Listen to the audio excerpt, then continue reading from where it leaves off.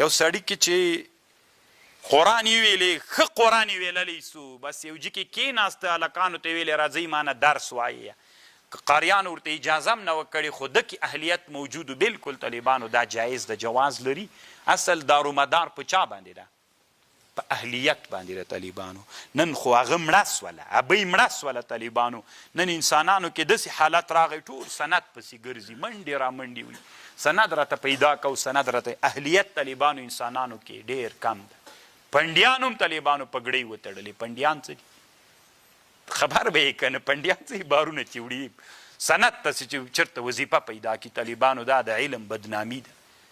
علم طالبانو علم زده کوه که ټول عمر څوک سند درنه پوښتنه وکړي طالبان ما نه تر اوسه ګوره څومره ډېر عمارت ده ما نه تر اوسه چا سند پوښتنه نه ده کړې طالبانو بیخي کړې سند لري که نه لري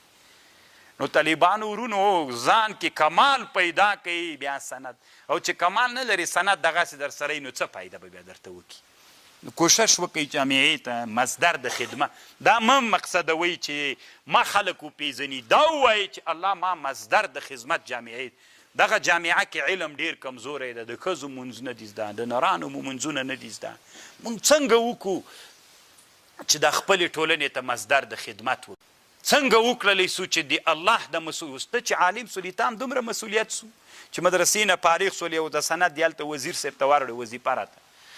چې ته عالم سولې خپل کلي نه راوتلی وې د خپل کلي ټول مسؤلیت الله دې تا که چې هلته د چا مونځ نه ده زده ته یې مسؤلې هلته چې د ښځې مونځ نه ده زده ته یې مسؤلې هلته چې خلک په احکامو د دین نه خبر دي ته یې مسؤلې نو تا خو سند راواخیسته چې چېرته وظیفه راته مقرره چې زه خو خلاص و تا هم دومره مسؤلیت طالبانو بیخي ډېر مسؤلیت مله چې دې میدان ته راغلي یئ نو تاسې په دې تنها نه خلاصېږئ چې والله مونږ ډېر زیات مسؤلیت مله طالبانو الله دې مونږ په حال رحم وکړي او یوه خبر اخرینۍ امام سیوطي رحمه الله لیکلې ده هغه دا ده چې که یو استاذ او هغه مصدر د خدمت ګرځېدلي وړتیا او قوت پکې و خو دا عالم ته مشر علماو قراو اجازه نه ورکوله چې ته څوک وکړه درس هغه اجازتنامه یې نه ورکوله نو اجازتنامه یې نه ورکوله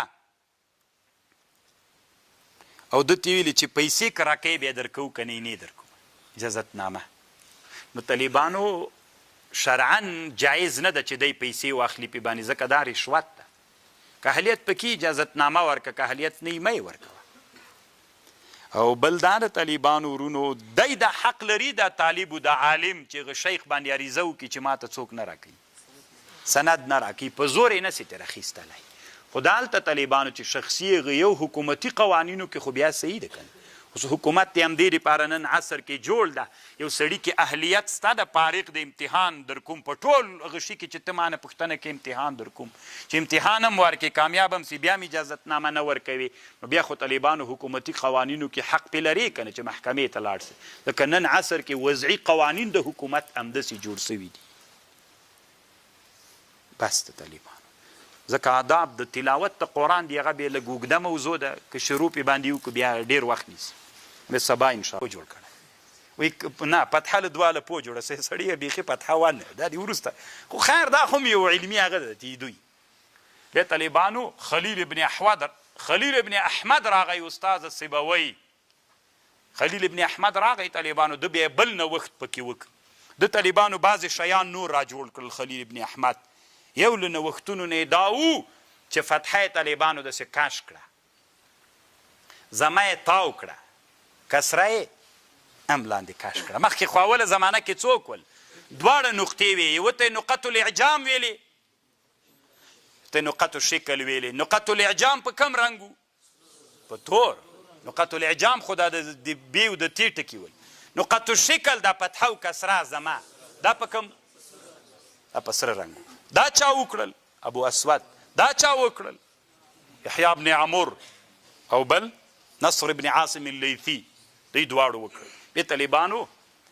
خلیل ابن احمد راجګ سو فتحه خو مخکې ټکي ول یې اوږده کړل لکه دا اوس حالت باندې بیا طالبانو کرا کرام داسې د همزې و د اشمام و د اشباع و د دې علامې کرا کرا را پیدا